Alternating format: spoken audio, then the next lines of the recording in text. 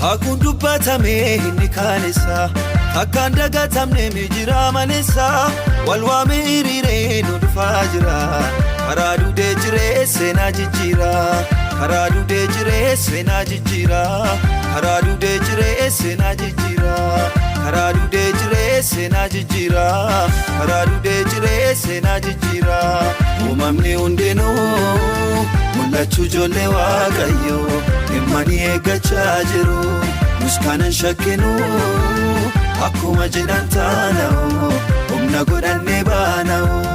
uumamni hundinuu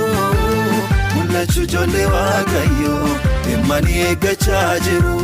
nus kanan shakkinu akkuma jedhan taana'u dhaabannee dhugaa baana'u.